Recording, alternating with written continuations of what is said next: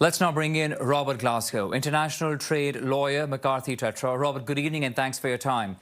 First, what details are you watching out for in terms of additions or exchange as the Prime Minister is in the UK strengthening trade ties? So I'm looking to see, number one, how many contracts and investment opportunities get announced coming out of this.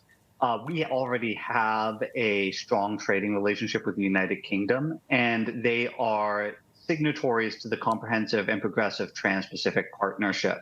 So I'd actually probably look for the biggest news would be a timeline on the part of Mark Carney for when Canada will accept the UK as part of that trade agreement, because that would give us a strong, lasting, multilateral free trade agreement with the UK that we could build on. Robert, as you were saying, this is the second visit of the Prime Minister to London amongst other trips, other foreign trips. He's had about 10 of them or more since March. Your take on the message the Prime Minister is sending to the world, and how are things materializing for Canada outside of North America? So I think he's been hitting the ground running, and it's what we call summit season. We get a lot of summits, a lot of conferences, and we saw that here where Carney met with the UK, but also with a half dozen other world leaders.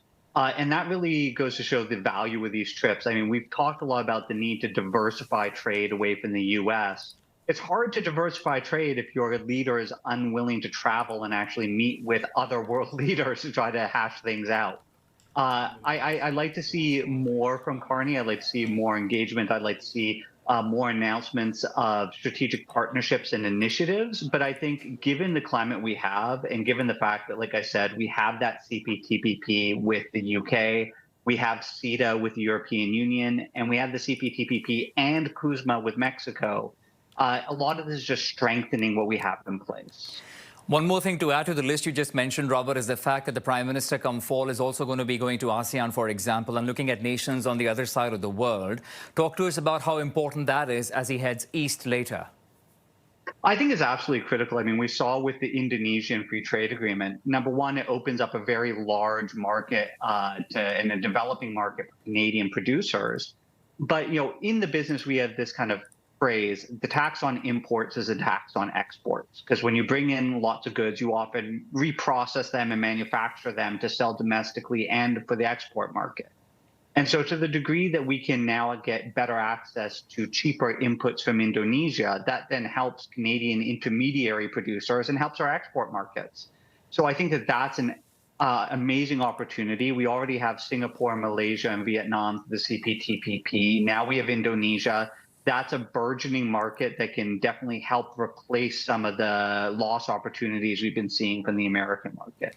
And lastly, a quick take on CUSMA, Robert. We know that Canada is launching its own consultations back at home. So what are some of the issues you'd like to see incorporated or addressed as those consultations are launched?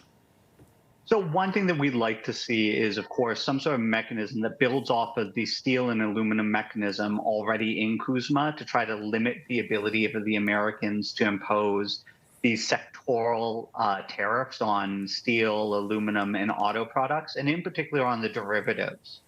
Now, what the U.S. is going to ask for in return, that's an open question. And one thing that's been floated is trying to kind of ring fence the North American market and come up with some common barriers for especially Chinese steel and aluminum products from entering into our markets, and trying to kind of package it as a fortress North America. Okay, we'll leave it at that for tonight. Robert Glasgow, international trade lawyer, McCarthy Tetra. Appreciate your time and expertise, Robert. Thank you. Thank you.